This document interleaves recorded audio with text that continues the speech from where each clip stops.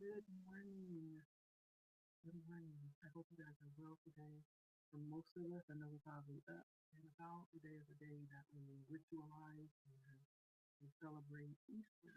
And so a lot of people are probably, in a service somewhere or doing some family event, maybe looking for some Easter eggs, whatever the case. Good morning. I hope you guys are well. But we are going to delve into today's chapter. It is Sunday, rest day, uh, me care day, self care day, whatever you want to call it. Sunday is and can be in many instances a day for us to just gather ourselves for the upcoming week and commit to some type of personal um, healing process or personal wellness process, whatever that looks like, whatever you call it. Today is, the day that we choose to make sacred. Today is the day that I choose to read through our book that we've been reading, Spiritual Hygiene by Ayana Bonzant, one of my favorite all-time writers, novelist. She is a New York Times author. Her book was this book. She has a few books, but this one have been committed to healing. And through this process of recognizing what spiritual hygiene is and how it can help us and get us to a place where we want to be when it comes to enjoying life. And so that's why we're reading this book. It is a practical path for clean living, inner authority, and divine freedom. And so I'm all for it. I hope you guys are well. My name is Leticia, and the channel is Blood Moon Oracle. And we're going to jump right in. If you have purchased your book and have already read this particular chapter, it's chapter 5. It begins on page 87. Today we're going to start with prayer, which begins on 86.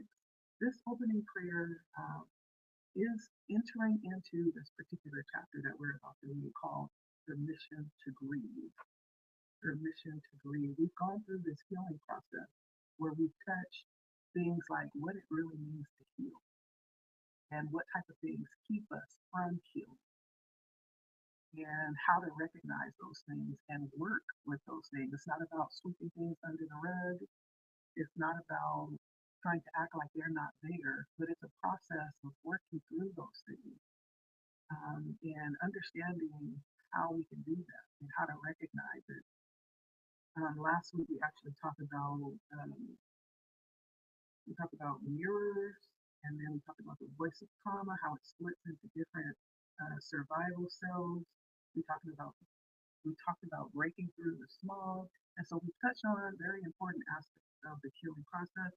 And finally, we come to the last part of level 1, which she has termed healing. And we are talking about giving ourselves permission to grieve. Again, as I just stated, it's not about sweeping it under the rug or turning a blind eye and saying, oh, it'll go away, it'll heal itself, or our favorite, it will work itself out when it never does. It just gets bigger and bigger and passed down further and further, right? And so today we're going to talk about giving ourselves permission to breathe. And this is a sacred invitation into the final door of healing. And we're going to start with the opening prayer, or we can call this a meditation, however you choose to view it. This opening invitation is the river I refuse to cry.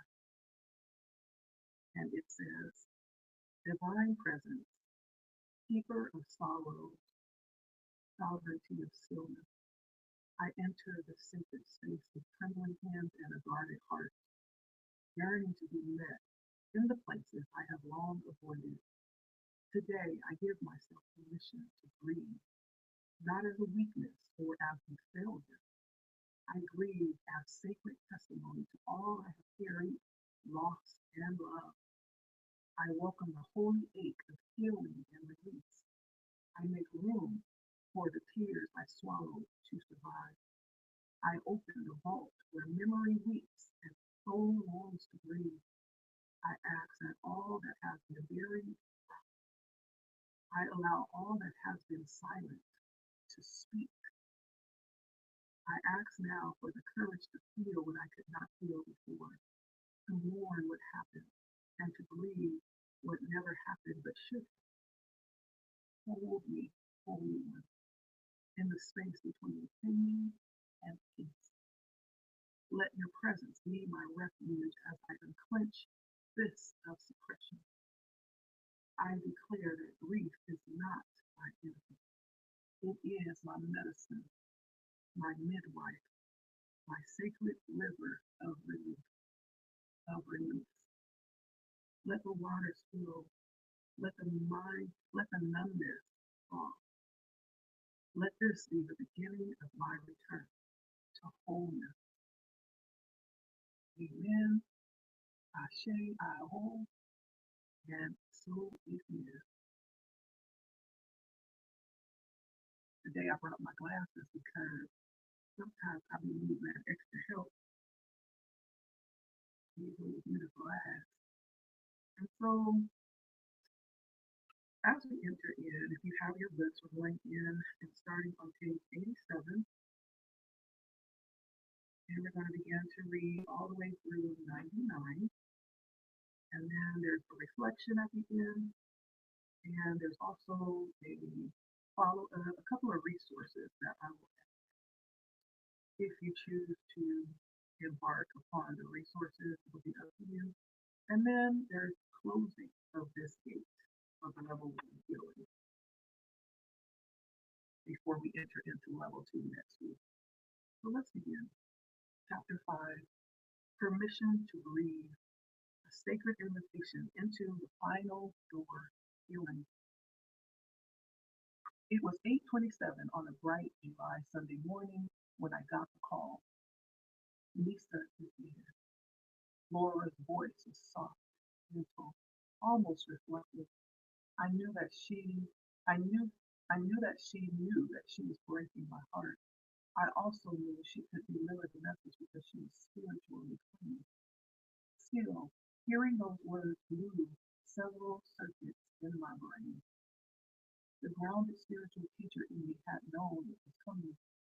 I had prayed it would be later rather than sooner. 2 weeks to the day after the doctor insisted she do something about her toe, his prediction came true. The mother in me, the one who had resisted, denied, and used every tool in her mothering bag of tricks, fell to the floor, not weeping, not screaming, not breathing, just listening. Her son had found her. He had spent the night with her, falling asleep on her bed while she rested on the sofa. He asked her what she wanted for breakfast. She didn't answer. He called the police. Then my friend Laura. He did not call his mother. No. Laura knew that it was out of order, and she was clean enough to hold him with compassion rather than try to correct the misstep at the time. He left the apartment. The police were on their way. I assumed it was the spiritual teacher who had made 45-minute drive to meet his home. Laura met her outside the building, escorted her to the elevator, and walked her down the long, hot hallway. It was a heartbroken mother who opened the apartment door and saw her baby girl lying on the sofa with a carton of fruit punch in her hand. It was the mother who turned around and fainted in the hallway. When I came back to my senses, my first thought was, she must have been thirsty. Grief is the sacred gate of the soul when it is ready to release what it once held dear.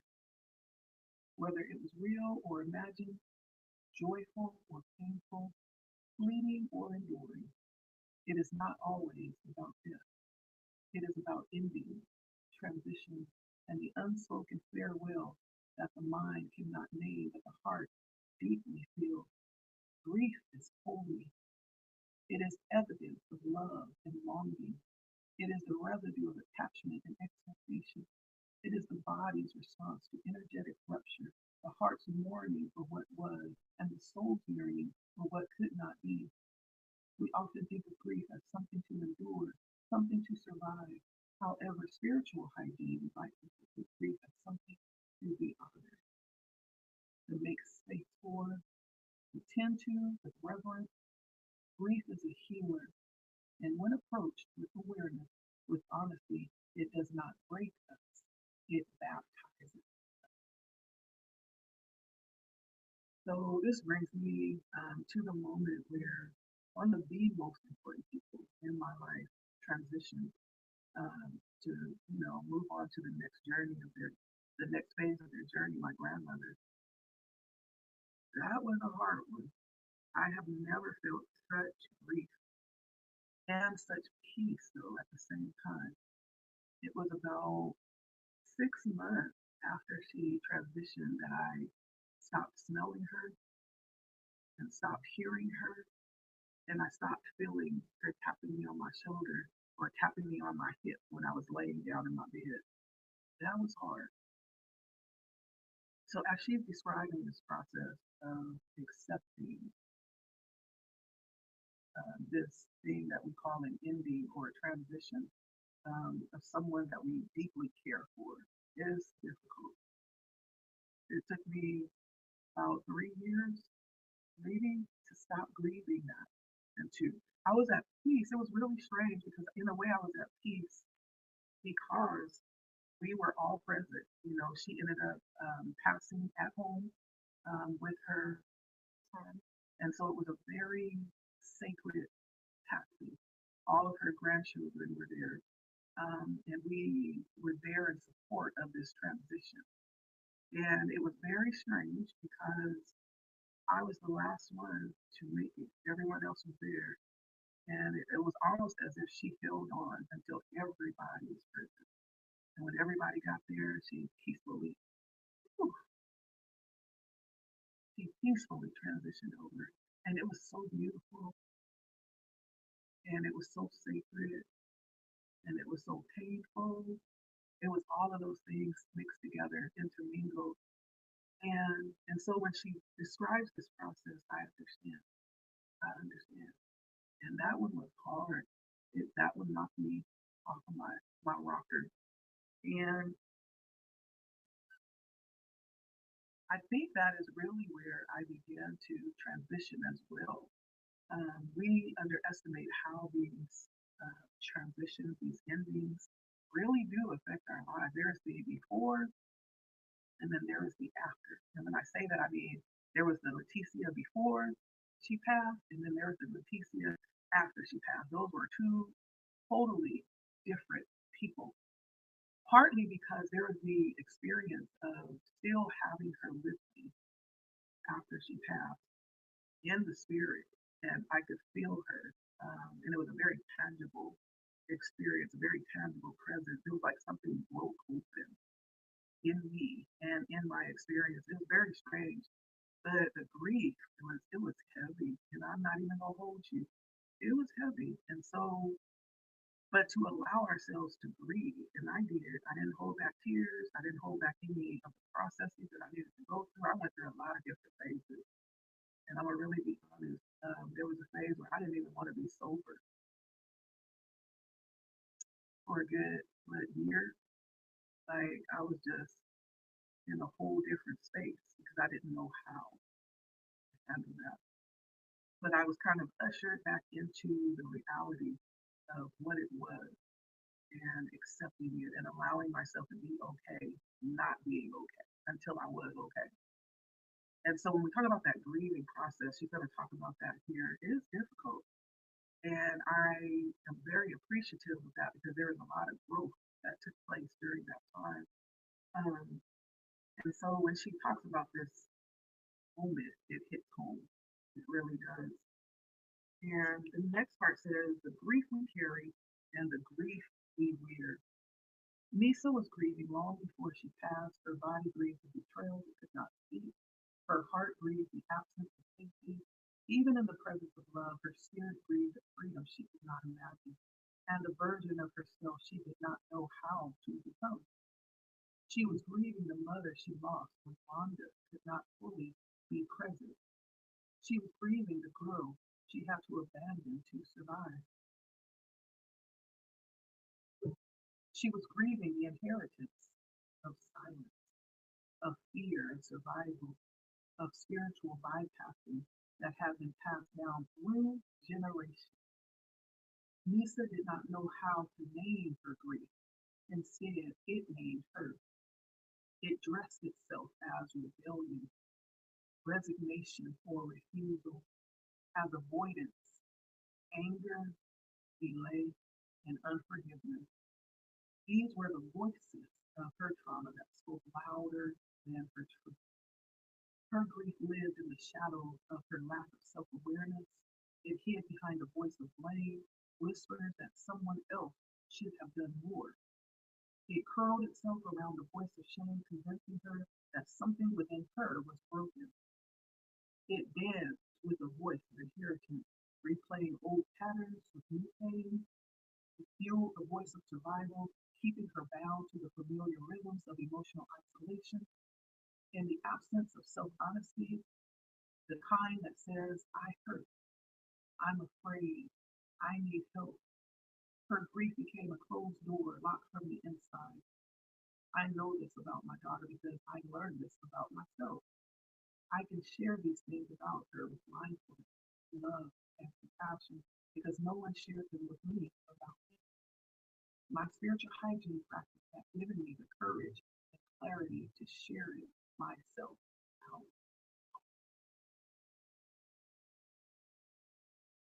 This part says unswept loss, wisdom of unwept loss, and the wisdom of surrender. I never grieved for my mother. She died when I was 2. No one told me she had passed, not in a way a child could understand. And even if they had, how does a 2-year-old grieve? No one teaches a child how to hold sorrow in a world that barely acknowledges that they have a right to feel. Instead, I was told and raised to believe that my stepmother. I did not discover anything different until I was 30. I never grieved the loss of my child. It disappeared into the chaos of domestic violence, into the silence that followed physical and sexual abuse. I wore survival like a second skin, not realizing that the cost of survival was my soul. It never grieved the collapse of my self-worth at 16 when my first love, father of my son, abandoned me after I told him I was pregnant. I told myself to be strong. I told myself I didn't need him. But what I didn't tell myself is that I had been shattered. I never grieved the loss of my dignity when my first son, Jimmy's father, a Vietnam veteran convicted to drugs, was arrested for robbing a neighbor's home on the Army base at Fort Benning. That one act stole my shelter, my security, and the little bit of stability I had stitched together. I was evicted. My spousal allotment was cut, and I returned to Brooklyn, pregnant with a toddler in tow, no money, carrying not just a child, but the shame of being married to a convicted felon. I never grieved the loss of my self-respect when I chose to stay with a man who beat me before, after, and during my pregnancy with his child. The worst of the beatings came after someone whispered to him that the baby may not be his. My womb was full, and so was my sight. I didn't grieve my father's death either. He took his own life. Of all his 5 children, I was the only one left a note for. I didn't make space to mourn my daddy because I didn't know how. There was no time to grieve the losses of friends, of jobs, of hope. There was no ritual for the betrayal, no ceremony for the abandonments. I buried each performance, perseverance, and a sense of purpose for a time that seemed like. And I just want to stop right there. Sometimes we underestimate the need for grief. It's not just when somebody passes, but grief is something necessary through, I believe, every transition in life. Whenever a change takes place, sometimes it's necessary to grieve what has changed. When we move, grief sometimes is necessary when we no longer have the familiarity or the safety or the comfort of what used to be. But it's also necessary to grieve with things like disappointment, a loss of connection, or a change of a job, or when your path changes, right? Maybe you had a hope to one day do something that you've always dreamed of doing since you've been little, and it changes to something else. Sometimes it's necessary to grieve that lost hope, right? And so it's not just about when someone passes, grief is necessary. I feel like in many different stages of life that we overlook. And sometimes we don't make place or a sacred space for it because we don't know how. But that doesn't dismiss the necessity of it so that it does not turn into this weight. Y'all heard of that song, Bag Lady, Erica Badu? Yeah, hurt your back, dragging all them back. I guess nobody ever told you all that you hold on to is you, is you, is you. That's what she talks about. Missed opportunities to breathe. And so we carry that pain, we bury it beneath performance, perseverance, achievement, and a sense of purpose. For a time, it seems like enough, but we'll discover that we need breathe. We need those sacred spaces. She says, the only time I came within splitting distance of truly needing grief was when my daughter Julia, her death pulled me under into a very dark place. Unfortunately, I was too numb to be scared. Grief put me in bed for 5 months. I forgot to honor it. I didn't remember to walk with it, so I wrestled with it. I tried to bargain. I tried to outrun it with sleep, prayer, and random spiritual practices. Even though spiritual hygiene had become the foundation of my life, my practice was no match for the tsunami of unprocessed grief that surged to the surface. Because grief does not forget, it waits. It waits for stillness. It waits for the cracking. It waits for your surrender. I knew I had come to a gunfight with a water pistol the day I sat with an actual pistol in my own hand, pointed to my head. That was the day I met the cost of deferred grief. That was the day I realized that even strength must bow, no matter who you are or how accomplished. Healing requires truth. That grief is not an enemy, it is an opening. Thank goodness, thank God that surrender is a sacred law of spiritual hygiene. Because when I did not know how to save myself, surrender did. And that's true. Listen, grief did not come to play.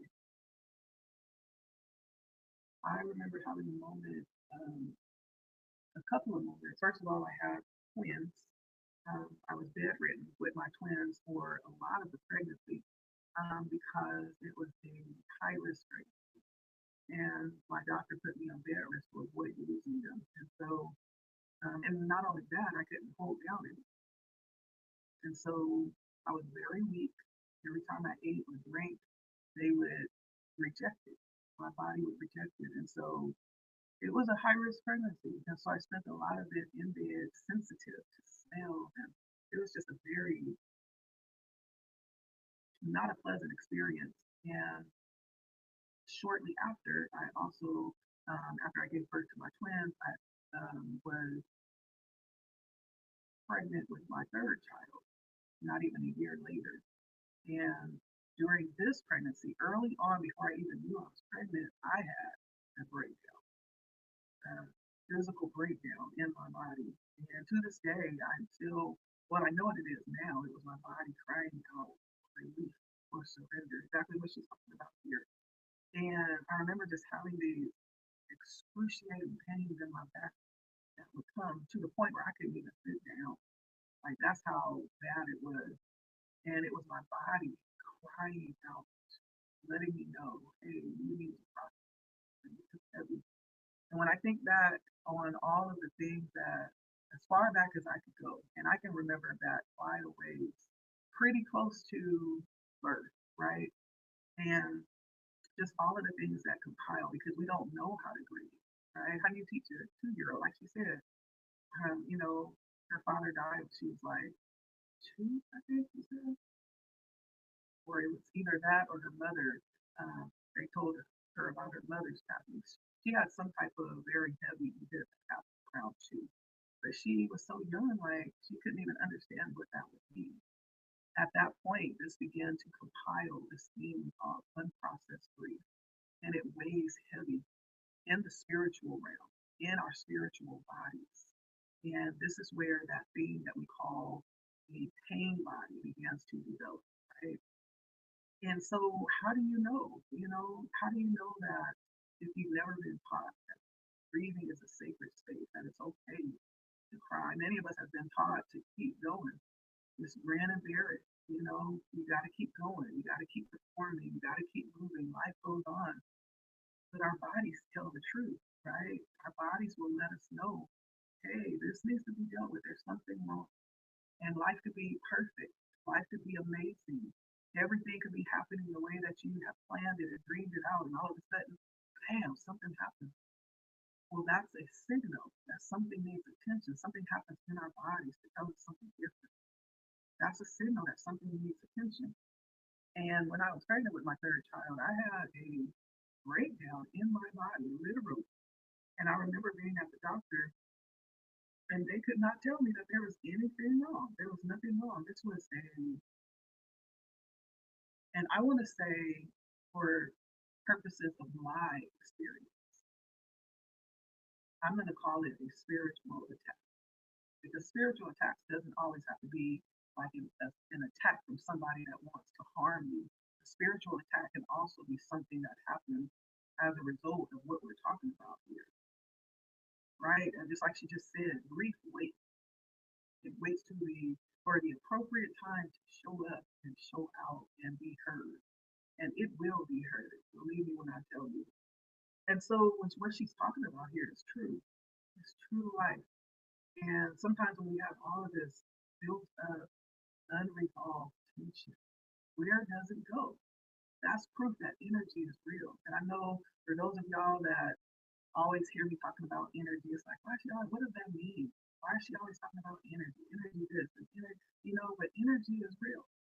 It's real. Nothing, energy doesn't die, right? It doesn't. It just maybe sometimes it changes into another form, but it keeps going and going. And with the energy that we send out comes back, right? The energy that we receive has to be used in some type of way. This energy around grief is the same. It's the same. It never dies. Sometimes it sits there and waits for an opportunity to show up. Sometimes that is in a way that is uncomfortable for our body and for our minds. However, it is a law that is exercised. It must be exercised. And that's what we're talking about here. That's exactly what we're talking about is how grief can affect us, unwept loss, and the wisdom of surrender if we don't surrender to it. And sometimes we don't know how. And so we meet life changing events like me when I was pregnant. That was a huge lesson for me because I could have lost my third child, but that was a huge wake up call for me. And nothing matures you like pain, let me tell you. And so this was a major moment, a transformational moment for me of taking care of myself. Part of that was releasing things that I have no control over and starting to focus on myself. At that moment, I began to really mature and see things differently and wake up from the slumber. And so grief has a purpose as well. And sometimes it is to wake us up. Sometimes it is to cause us to mature and to really see things for what they are. But we can't escape it. We cannot escape it, and we need to process it. That's what she's trying to get through to us here. The next section says the cost of unexpressed grief. What we about here, unacknowledged grief becomes toxic. It festers as resentment, disconnection, chronic fatigue, and emotional rigidity. It becomes spiritual congestion, a kind of soul smog that clogs the ability to feel joy, to guide love, to receive guidance. Lisa's unspoken, unmet. Lisa's grief, unspoken and unmet, became a silent war within her body. It was never the diabetes alone. It was the emotional exhaustion of carrying stories she could not complete and questions she could not ask. She needed permission, but no one had taught her how to grant it to herself. It was my intention to let this chapter do what was never done for her, which is to offer the sacred permission to grieve for her, for myself, for you, for every version of yourself that you have to become. Just keep going. And it's very important because sometimes this is something that we need to take responsibility for. And when I had that little episode, that breakdown in my body, when I was pregnant with my third child, that's when I knew that there were some things that I needed to take responsibility for and not wait for anyone else to become responsible or mature, even though that should have been. It's my responsibility to care for this. And that's what Ayana is saying, offering ourselves the permission to grieve. This is why she's writing this book. This is why she's talking about these experiences that happened with her daughter. So we would know this is an example of how important this process is. And I know we go to different types of rituals and services and we say, this is where the healing is happening. But trust me when I say it, I did that. I did the almost 7 days a week. And I'm not shameful about that. I'm glad that I have the opportunity to raise my children in a very holistic environment. But at the end of the day, that grief that remained every day after I attended the service and did all of those ritualistic things, that grief that still remained was my responsibility as it is today. Sometimes we look for others and for other things to do what we are responsible to do. And that's why this book is so important. Spiritual hygiene is our responsibility. There are tools that are set up to assist us. They're not set up to do the work for us. And so we can't get that twisted. Somehow we're under the belief that there is no work to be done, that it has already been done. But the way was made for us to do the work. How is it that you could spend 12 years of your life in an environment that says that it produces healing and still walk away unhealed with unprocessed grief? It's because I was waiting for someone else to do the work that I needed to do. So I don't fault those 12 years. I'm actually thankful because without it, my life would not be as peaceful as it is now with my children and my family. Without it, there would not have been that foundation that they need to go out into the world and be good people and make good choices and, be able to operate out of a good place. And so I'm thankful for that. However, I also want them to know their responsibility to themselves and not to place that on anyone or anything else. That's what she's saying. That's what she's saying. That she has an obligation to let us know that you can address these things. You have a right to. There is an offering of sacred permission to grieve. You don't have to hold those tears back. You have a right to let them flow like a river. Grief and the four doors of healing. Grief is the final door in level one. This is what we've been talking about this whole time, level one. From healing all the way through these different topics until now, grief is the final door in level one because It requires all the others to be open. Without self-awareness, the front door, we do not even recognize what we lost. Without self honesty, the second, we cannot name the truth of our pain.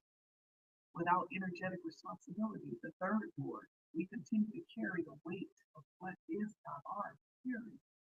Without reckoning with trauma and its voices, the fourth door, we confuse grief with weakness. Grief is not weakness. Crying is not being a punk or being soft. It is a process that affords us healing and wholeness and happiness. We confuse it with weakness and numbness and strength, right? I have to be hard, right? I can't show weakness. We learn that somewhere in life. And that may be true in certain situations, but when it comes to you versus you, we have to be secure enough in ourselves to allow space for this. That don't mean you have to do it in front of everybody, right? But there is a process that you have to allow within yourself to be vulnerable, right? Numbness does not equate to strength, right? I don't know why I'm thinking of P40. I got a mirror in my pocket and I practice looking hard. Somebody might be watching that. There's a P40 fan. But to grieve well, we must first give ourselves permission. Permission to feel without fixing. Permission to cry without apology. Permission to be undone, unguarded, unmasked. Permission to not know how to work while knowing that we cannot go back. In that space, that sacred pause, where pain is no longer denied and the healing is not yet complete, we are met by the divine. We dwell there in the sacred presence, not to be repaired, but to be remembered. There's a thought that came up in the past really quickly about allowing yourself to feel. And another thing that we deal with in society today is this not wanting to be soft, right? And we come to understand that everybody has feminine energy, everybody has masculine. For some reason, there's this thing about men not wanting to embrace their feminine energy because they feel like it makes them weak or soft or they're not supposed to be feminine. That could not be further from the truth. We're all given both feminine and masculine energy. We're duality, right? In existence. We have a feminine and a masculine side. We have higher self, we have a lower self, we have a light side, we have a dark side, right? There's a duality. We have a spiritual body, we have a physical body. There's a duality to our, that's why it's so beautiful. And to deny any part of that, but always stay in the light and never want to acknowledge or dwell in your darkness, which is very real, is toxic. Have you met someone who has never really acknowledge or doesn't acknowledge that they do wrong, right? That's what we're talking about, the darkness. Like, that's a toxic person. You don't feel like you've made no mistakes, and you've never done any wrong, and you've never sinned, or you've never crossed the boundaries of your own consciousness. You lie, right? You lie. I'm going to say it as plain as day because we all have a dark side. And so I say that to say, in terms of allowing ourselves to feel, especially as men. I'm not saying you have to do it in front of everybody if you don't feel comfortable, but to allow a sacred space to process that is necessary in order to be healthy. I think that's where that toxicity comes from. That word that we use far too much today, but that narcissistic tendency, right? That's where that comes from. It's in there somewhere, but it's necessary. In the same way, women, we have a masculine side. Me, for one, I'm very masculine because I've had to be. I raised my own kids by myself. So I had to be both, parts of that structure of the family, mostly the masculine structure, because that's the structure that makes things happen, that keeps things together, right? And so I have to operate heavily in that realm. And so I'm very good at, you know, operating in that. I had to relearn how to operate in my feminine. And I love it. I love it here. But that's something that's necessary. And the world teaches us that there is weakness for a man to acknowledge his femininity and to acknowledge the soft side. That's what's necessary for you to do. It's necessary for you to be vulnerable and open and give yourself permission to be undone, unguarded, unmasked. And to be masculine means to be directive and to have a plan and to be structured and to make things happen. Well, what happens when you don't have that? You have to give yourself permission to move forward while not knowing where you're going sometimes, but just knowing that you can't go back because that back there didn't work. That's a feminine principle of creativity. It's creating as you're moving forward. You are creating as you're moving. That's a feminine principle. And so these hit many different ways. It's just my mind is just overflowing with just ways that this could come to life for us. But we have to remember and allow ourselves that space that is so important. This is a sacred presence that we are entitled to. Everybody, men and women alike, grief is necessary. And so she just talked about the four doors of healing, how each one is important. The first one being self awareness, the second one being self honesty, the third one being energetic responsibility, the fourth one being reckoning with the trauma and its voices. And then we come to grief, giving ourselves permission without apology, right? Yes. And then we go into the next session, the power of spiritual cleanliness amid chaos. Did you know that you can be peaceful in the middle of a storm? All right, that'll preach right there. By the time the police arrived, Lisa's youngest son had already erupted twice. The first eruption came when he turned on my son, his uncle, with fists clenched in rage and a mouth spilling every wound his mother had sewn into him. The second came when he lashed out at Laura, his godmother, the one person who remained steady in compassion. One moment he was screaming wildly in the street, the next he was confronting everyone, including me, carrying the weight of inherited anger, unresolved stories, and the painful narrative Lisa had passed down to him like heirlooms wrapped in grief. Her death had been anticipated by doctors. Because of this, the attending physician authorized her body to bypass the hospital ward and go directly to the funeral. Both my grandson and I called different ones. The one he called arrived first. I asked the funeral director a simple question, which ignited yet another storm. He erupted again. Accusations, expletives, condemnation, what I had done, what I hadn't done, what he would never ask me for, how he would bury his mother on his own. His voice carried the fury of every unhealed, the agony of every childhood disappointment, the fire of a protector who was too young to carry so much pain. His aggression was so intense that the funeral director got in the hearse, backed away, and left. When the funeral director I had called arrived, the air changed. He snapped again. This time he snatched his mother's first and her Bible, both of which I had gently set aside to keep as sacred relics. He paced, he cursed, he became grief embodied and ravenous, a rabid soul lashing out at each step. He refused to allow the funeral director into the apartment. He identified me as the adversary, telling them that they could come in, but I could not. I was a ruckus in the hallway that prompted the neighbors to call the police, for it was a ruckus in the hallway that prompted the neighbors to call the police.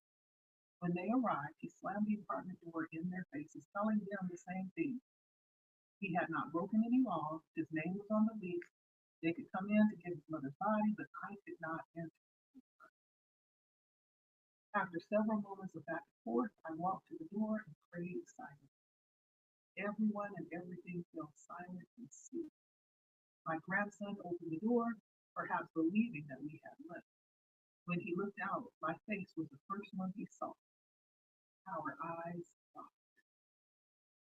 Without raising my voice above normal speaking tone, I said, "Beloved, I know that is your, but that is my daughter. In the same way she would stand for you, I am standing for her. I need you to get out of the way so that we can." He opened the door. As they wheeled the gurney with her body down the hall under the shield of goodness, I walked behind them reciting the 23rd Psalm. Yea, though I walk, I shall fear no evil. When the hearse pulled away, we had all gathered again in front of the apartment building. The neighbors had heard the news. Some of them came down to offer condolences to me. My grandson was raging again. People were staring. Cars were slowing down as they passed by. I cannot recall now what we were discussing then, but I do remember my grandson threatening correction. He said something that could be construed as, "My son, my beautiful, you don't disrespect." Son stepped in. He begged me to leave. I told him I would not leave until he left, not out of defiance, but out of honor, out of a mother's commitment to bear witness to every moment of her child's earthly chapter. In my mind, this would not be a story of an uncle, my son, pummeling his nephew, my grandson, into concrete pavement. We all lived together. Me, the grieving mother, me, the spiritual teacher, my son, Auntie Godmother Laura, and four members of my staff. At five had shown up as soon as they heard the news.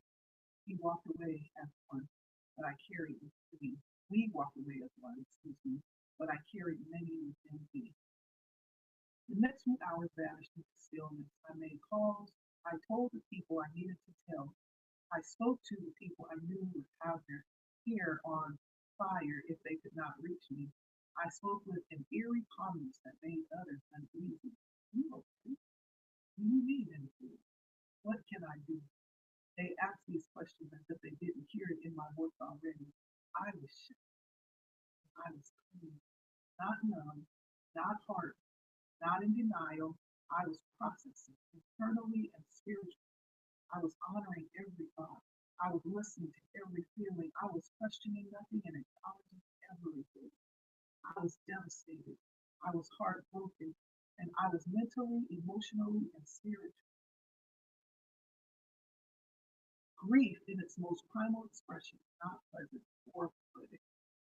Sometimes it's rage. Sometimes it's silence.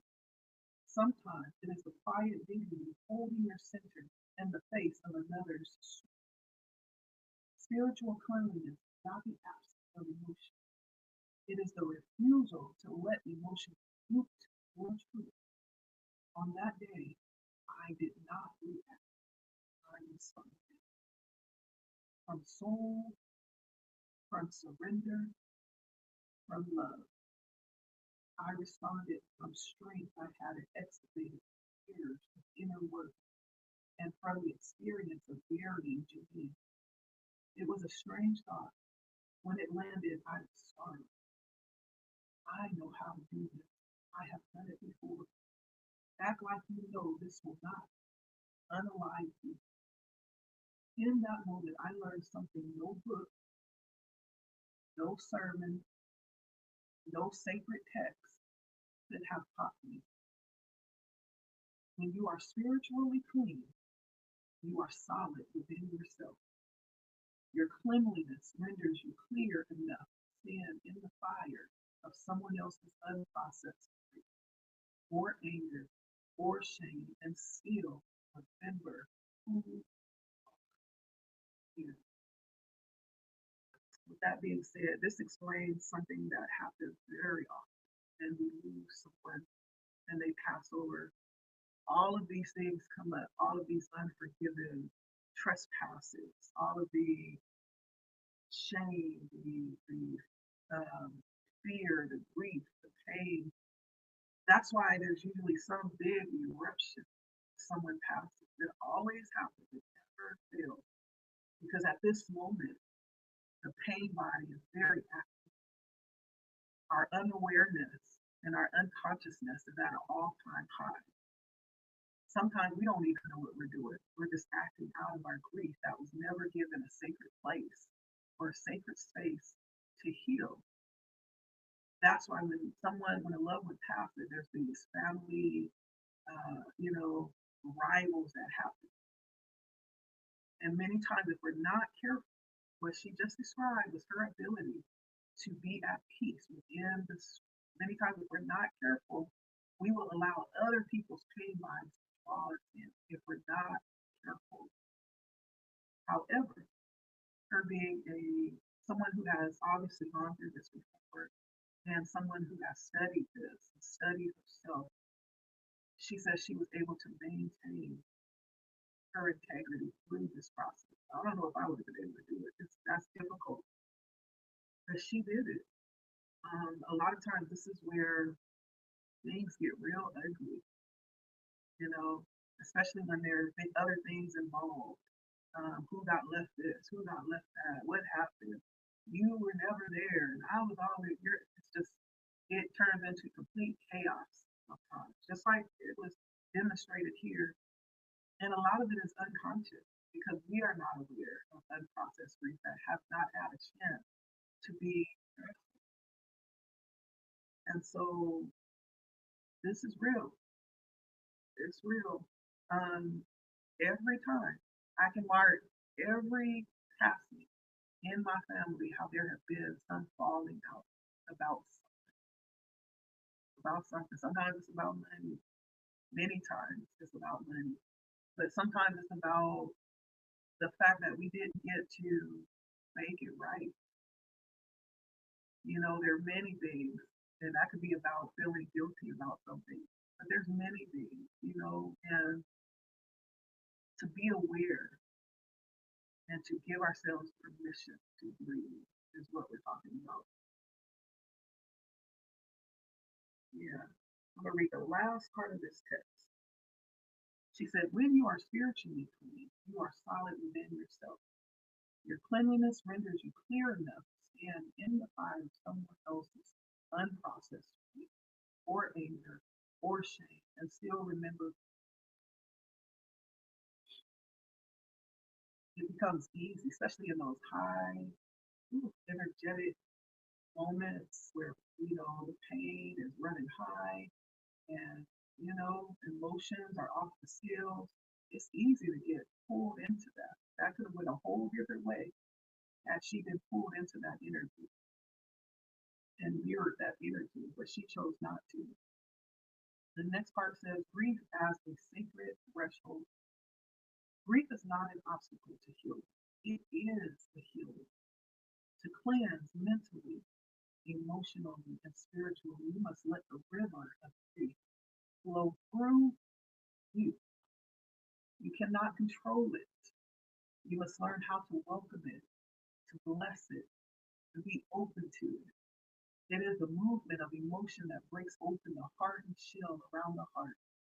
It is the softening of the inner soil where new seeds of truth can be planted. A spiritually responsible and mature soul does not free. She learns or he learns how to sit with it, breathe through it, to see it and speak to it as a friend, not an enemy. Perhaps most courageously, with a deep desire to be healed, she learns to listen to grief and ask it what it has come to reveal. Amid the shocking pain that a loss can cause, it is important to remember that grief is not only about what has been lost, it is primarily about what has been.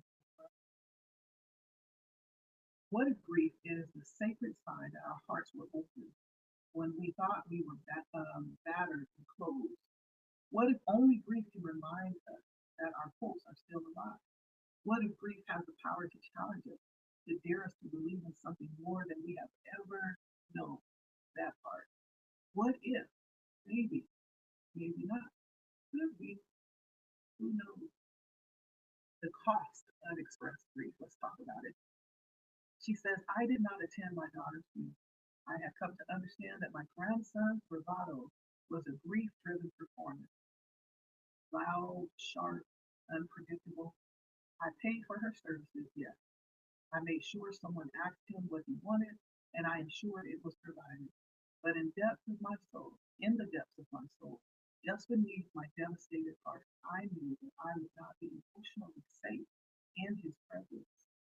I could not trust that my being there, despite my financial support, despite my silence, would not set him off. I would not give him the opportunity to dishonor his mother by dishonoring her mother. Holding those thoughts without judgment or anger, I created my action. I went to the funeral home the day before her service. Her her godmother and a few other close friends were also there. We sat with her. I prayed for her. I anointed her with the tears that I had not shed with her for her during her short birth life. I asked for her forgiveness. I offered her mine. I asked the funeral director to polish her nails carefully. It was her favorite color. I made her a three-strand necklace of amethyst and mother of pearl. Amethyst, stone of transformation, supports movement from one state into another. Mother of pearl promotes tranquility. It is believed to cleanse and purify the aura. It is associated with the divine feminine, nurturing the soul, calming the spirit, and fostering inner peace. I wanted that. With spiritual hygiene, I have given it to myself. I do not believe death is the end. I believe it is a doorway, a return, not just to your source and creator, but also a return to the truth. The physical realm, what we can see, hear, and touch, is third dimensional reality. Spiritual realm, what we can sense, feel, and what we know, even when there is no physical evidence, is fifth dimensional reality. Imagine on a bright afternoon, you are running across a field holding a string of a kite. The wind lifts the kite high, painting a colorful arc against the sky. Soon the kite disappears into the clouds. Your eyes, your eyes, it is gone. Yet the gentle tug and pull of the string in your hand is proof enough that the kite is still there, even if it cannot be seen. This is the difference between the third dimension and the fifth dimension of reality. The third dimension is the visible kite, what you can see, touch, and measure with your senses. The fifth dimension is the invisible pull of the string, what you can feel, know, and trust beyond physical evidence. I believe that death is a crossing from form to formlessness, from 3D to 5D and beyond. I believe that we are ushered into a formless state as an opportunity to shake off the shackles of the ego-driven personality, the spiritual smog of the 3D world, so that we can start all over again. And so I adore Lisa in a language that soul understands: beauty, intention, reverence. I gave to her soul what I did not know how to give to her mind and heart when she was subjected to the poor spiritual hygiene that Rama infected her with. I gave her what she could not or refused to accept from Ayana. Her funeral was a ceremony for the people who knew her. My time with her was a ritual for the parts of me that still longed to know her and to be known by her. In the stillness of that room, on the lower level of a funeral home surrounded by silence and sacred stone, my daughter Lisa Camille and I began to heal. Spiritual hygiene for the heart is the next part. Page 96. Grief is the natural, sacred, and often unspoken response to loss, any loss. It is not only reserved for death. At its core, grief is love searching for a place to go. It is the ache of the soul recognizing that something it once held, expected, or identified with is no longer there. It may arise from the death of a loved one, the loss of a dream, a betrayal, a transition, a broken identity, or a generational pattern being released. Grief is not a problem to be solved, it is a process of integration. It is the soul recalibrating itself in the presence of infinite. Grief requires presence, and presence requires surrender. Most of us have been taught that strength is silent, that pain must be hidden, that survival matters more than softness. And we avoid grief because we fear being overwhelmed by it. We carry inherited beliefs that emotion is weakness, and we don't know how to hold space for pain without trying to fix it. No one modeled grief as a sacred act. It is commonly considered a private, sometimes shameful breakdown. Perhaps in service to spiritual hygiene, we now acknowledge that we resist grief because it demands truth. To grieve fully, authentically, we must admit what mattered and what did not. We must be willing to say, that hurt me. This shaped me. This ended something in me. However, when we are talking about a departed loved one, the ego tells us that's not right. The level of honesty the grief requires may terrify the ego, but it liberates the soul. Perhaps in service to spiritual hygiene, we can now tell a deeper truth. We resist grief not because we are weak, but because grief demands honesty, especially emotional honesty, dismantles the ego's illusion of control. To grieve fully is to surrender our curated narrative. It means admitting what mattered deeply. It requires confessing what we lost, what we loved, and what we never received. It dares us to speak words we choke back. That shattered me. That shattered me. That changed me forever. That was not fair. That hurt me. Grief is not just a feeling, it is also a revelation. It reveals what the soul holds sacred and what the ego tried to bury beneath performance, pride, and politeness. When the grief is about a departed loved one, the ego often resists even more. The voice of the ego says, don't say that. Be grateful, be strong. But thank goodness that grief is not concerned about nice. It is concerned with wholeness. To be whole, we must tell the truth about our experience, not just the memory. Grief demands that we put down the mask and pick up the mirror. It invites us into the holy ache of what is real. While this breath, depth, and level of honesty terrifies the ego, it liberates the soul. What we grieve, we honor. What we release, we no longer carry. What we cleanse, we reclaim. This is the sacred labor of spiritual life. To clean the heart of suppression, to rinse the soul of destruction, to allow grief to become a fresh, not a trap. Let it be said, to grieve is to grow. To grieve is to return to truth, and truth is always the beginning of movement.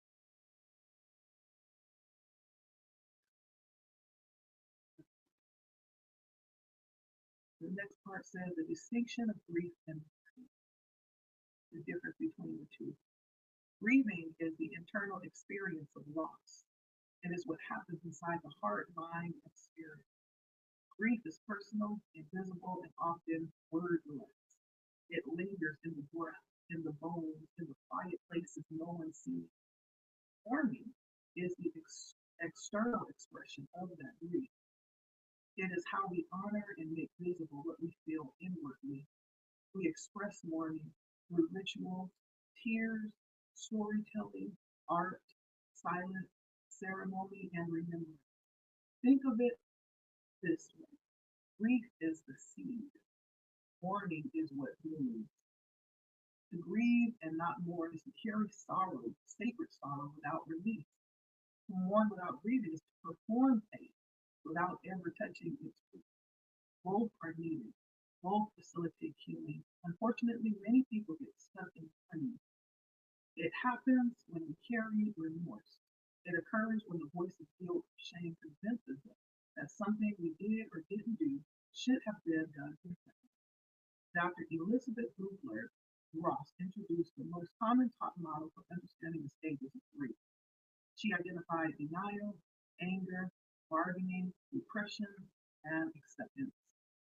While these stages do not unfold in a linear way, we can see that at each stage there is the potential for trauma to be triggered and a voice to be raised. When that happens, we bypass the root of grief and sit on the branches of the trauma that leads. That branch is called learning. That branch focuses outward. That branch will hold us until we reach for a root of spiritual hygiene that lowers us gently back into the truth of the pain. Grief is a cleanser. It purifies the emotional field. It softens mental rigidity. It dissolves spiritual numbness.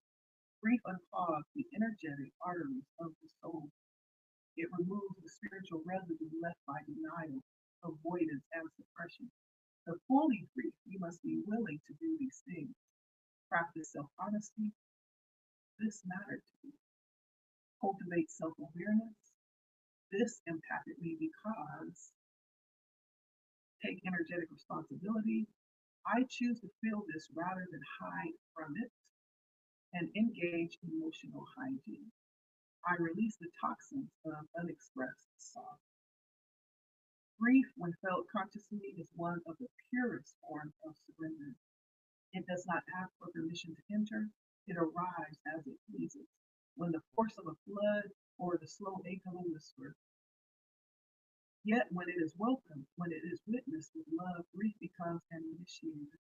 It humbles the ego, opens the heart, and reorients the soul to what is truly sacred, authentic, and enduring.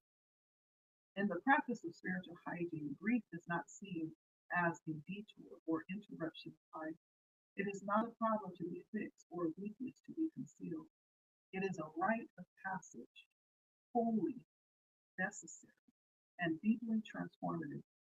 Grief carries us across thresholds of identity, of understanding, and of love itself. Where there is grief, there has been love and connection. Grief is a recognition that something once held dearly has shifted, ended, or has been taken. That shifting is sacred. In that shifting, the soul cries out in reverence that it's saddled with pain. Grief reminds us of sacred moments we cannot relive. It honors what has shaped us and sometimes what has broken us. It echoes the illusion that anything or anyone is truly ours to keep. It is that breaking that brings us to our knees and softens us. It is the shards of that breaking that calls us inward. Grief is the cleansing fire, a purifying rain. It can move stagnant energy, clear the residue of attachment, and make room for new becoming. Grief, like nothing else, strips us of performance and pretension. It reveals the honest contours of the soul. The ego resists this kind of nakedness because it wants control, certainty, and appearance. But grief says, come as you are, lay it all down, tell the truth about what matters, and you will be healed. This is spiritual hygiene of the highest order. In grief, you are not just washing the outer surface of your life, you are also scrubbing the inner altar of your heart. You are not just releasing a personal, you are not just releasing a person or something that mattered. You are releasing judgments, expectations, regrets, illusions, and the stories that were never fully lived. Grief invites you into the deep waters of remembrance, where what has been lost becomes a teacher, and what has been loved becomes a bridge into your deeper self. If you stay present to it, when the grief has run its course, when it has taught what it came to teach, you will not be who you were. You will be softer, surrendered, or spacious in your thinking, feeling, and being. You will walk lighter because you have shed. You will love more deeply because you are unafraid. You will have made room for all things you thought would never come. Now, baby, they can. sacred space. This is a grief reflection page to feel, remember, and release. And so I'm going to post an activity here, and I'll put it down in the actual description as a resource. If you want to follow up and you don't have a book to reference, you can definitely click on the resource and reference it here. Her invitation into this process is called the grief reflection page, a sacred space to feel, remember, and release. As you go into that, she just says, beloved one, as you arrive at this reflection page, you know that you are not broken because you grieve. I'll say that again. You are not broken because you grieve. You are not weak because you feel deeply. You are not weak because you feel deeply. You are human, more than human. You are a soul. Grief is not simply about what has been lost. It is about what has lived inside you, what shaped you, what mattered so deeply it left an imprint. Grief is the soul's sacred way of remembering love, processing change, and making room for your next becoming. This page is not here to fix you or force closure. It is here to hold space for your honesty. Here you are invited to lay down the mask, the strength, the silence, the stories you carry. You are invited to speak from the ache. You are invited to honor with your heart. Let your pen become your witness here. Let your tears be your medicine. Let this reflection be a spiritual bath that clears not just your pain, but opens the heart and gives you permission to fully live again. So take a breath, place your hand on your heart, and say to yourself, I am free to breathe. I am ready to feel. I am willing to heal. And so, with love, it is. So if you like, go ahead and click on the resource below and, look through it and take advantage of that resource. Okay. This is such an appropriate reading, even of today being Easter. We're talking about that. What happened during the Easter event for those that are engaged with this sacred ritual today of Easter. This ritual is all about grief and release and surrender. How appropriate is that this would land on Easter Sunday? Because that's what we're talking about, that process. And so, and even if you don't participate in Easter rituals, it's still appropriate for today. It's appropriate for any day. I just found it interesting that this would land on this day and it correlates with the Easter story. But this is so amazing and it's so powerful. I hope you are enjoying this as much as I am. I am going to put that resource down below. Okay. And then there is a closing to level one that we're going to take a look at here as well.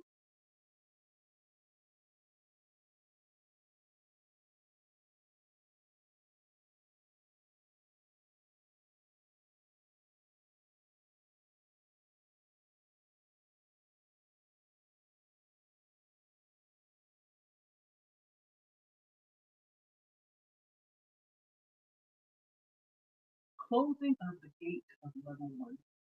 There comes a time on the healing path when silence no longer means safety.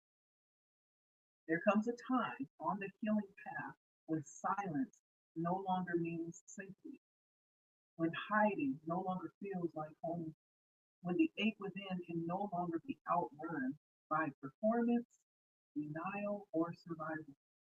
This is a sacred threshold of spiritual hygiene. In this first gate, level one, healing, you have entered the terrain of your inner world, not to judge it, but to clean it.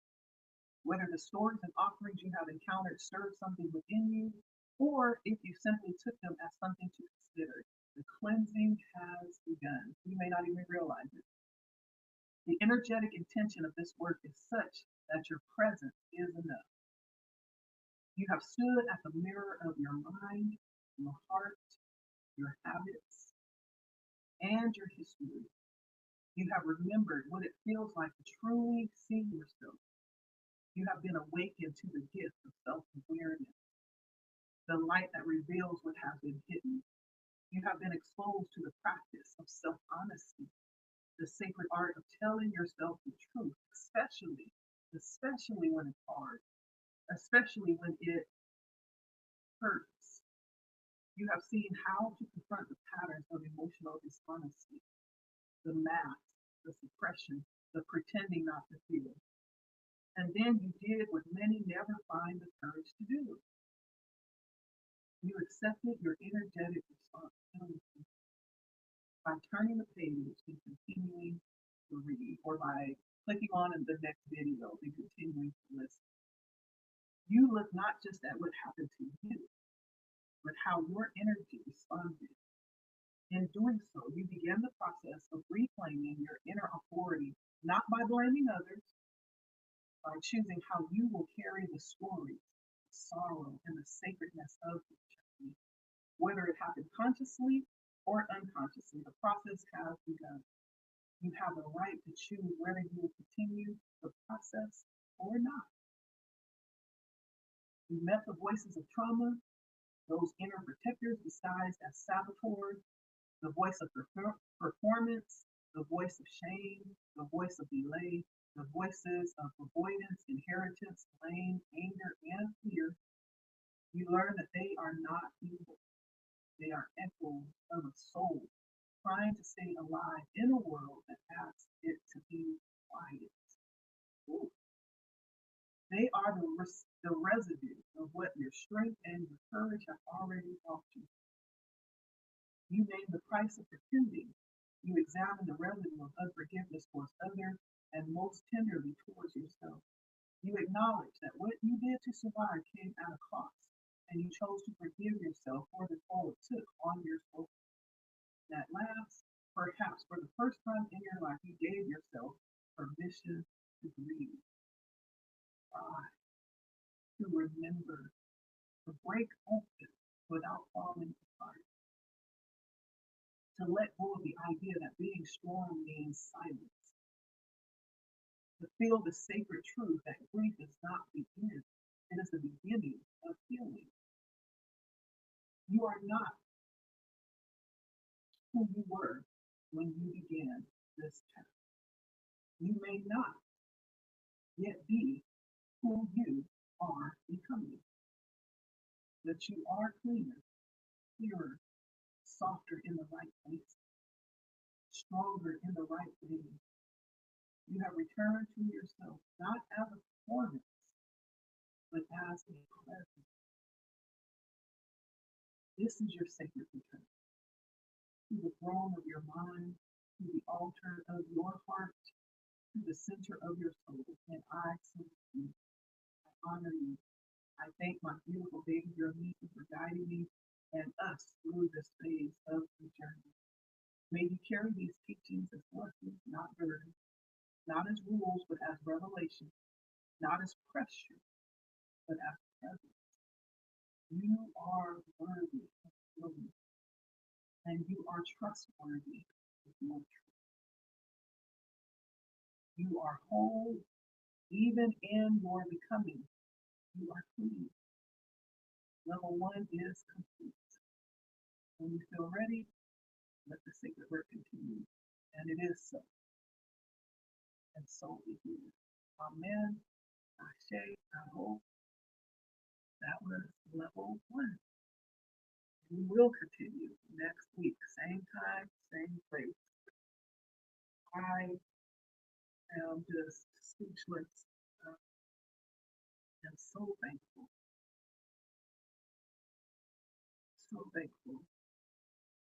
for the change that is being afforded to me within my personal experience. It has been so amazing. Can't make it up. As I look over my life, and I've become so grateful and so thankful. And I realize I'm often reminded there is always someone, as bad as you think you have it, there's always someone that would love to be in your shoes. comparison does not do us justice because here you are looking at somebody else and you're wanting what they have, and someone's looking at you wanting what you have. How about just being thankful for what you have, being grateful, appreciating that, and understanding the sacredness of that great that ability to be thankful and aware of what you have. As I look back over my life, you could not tell me that I would be doing what I'm doing right now, that I would know what I know right now, but I'm grateful for it and I don't take it for granted. And I understand my sacred responsibility around it, which is why I take it seriously. That doesn't mean that life has to be like super serious and no fun. No, it's a balance. Wholeness includes all of that. It's being present for it all and also allowing myself to work through the difficult places. And so I'm just so thankful. Every day is a transformation for me. Every single day. Even the hard parts, they have become rituals of revelation of what yet needs to be healed sometimes, what yet needs to be faced and dealt with.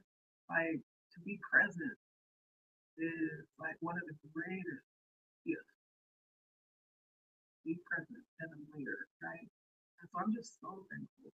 And if you're enjoying this, hopefully you get it and you're able to see the value that you've been afforded as well. It may not look like my life and my experiences, but you have your own that you can reflect on and continue to work through. And so I'm just so grateful. I'm overpouring.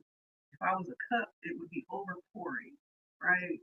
With emotion and gratefulness and thankfulness of joy just to be here, you know? And so that's our reading for today. I appreciate every last one of you that stopped by, that show support, in whatever way you show it, right? There are those that are like, yeah, whatever. I don't like it. Thank you.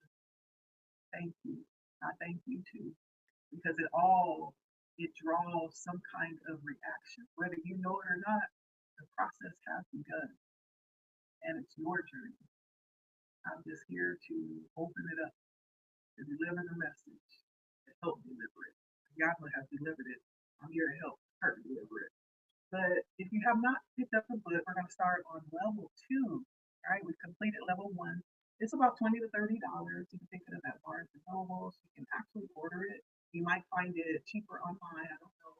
About $20 to $30. It's not a lot. That's a few. That's a meal at a nice restaurant, right? But what is that compared to the feeding of your soul?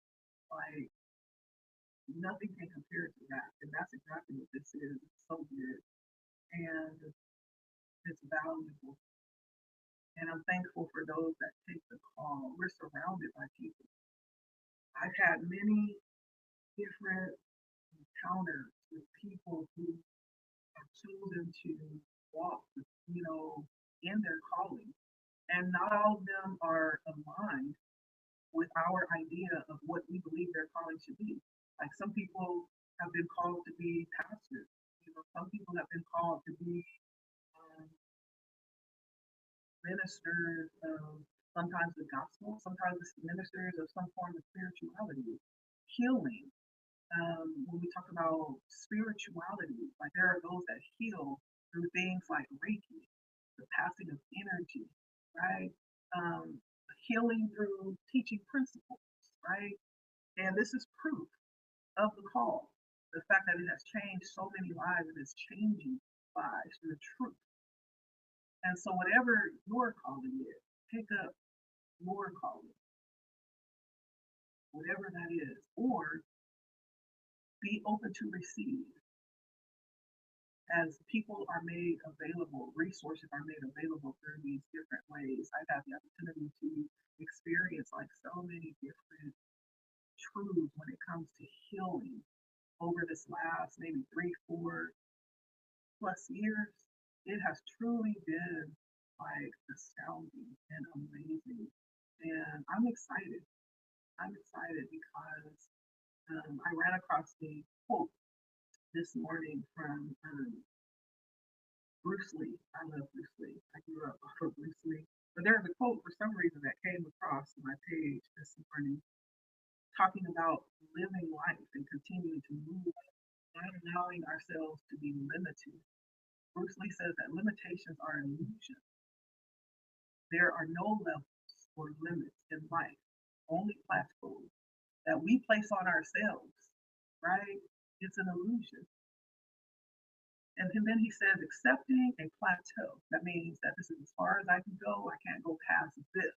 Accepting that, whether physical or mental, means stagnation. He says the urge instead for constant, relentless growth and self surpassing. So we're not competing, right? This is about you versus you.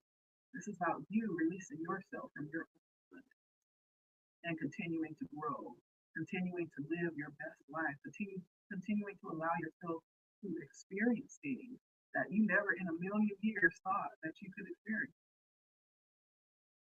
Yeah, that's what this is about. Within the guise of, for this particular topic, spiritual hygiene. Okay. So, like, share, comment, subscribe. Thank you for stopping by and listening. See you all next week. Again, my name is Leticia. Thank you, thank you, thank you. I hope you are enjoying this as much as I am.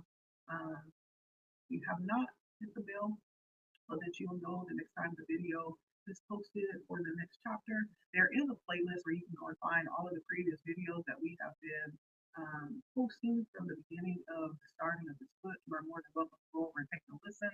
They are all free. Okay. You're also welcome to go and purchase the book and follow along. Anyhow, I will see you all next week. Take care. Enjoy your ritual, whatever you embark upon for Easter Sunday.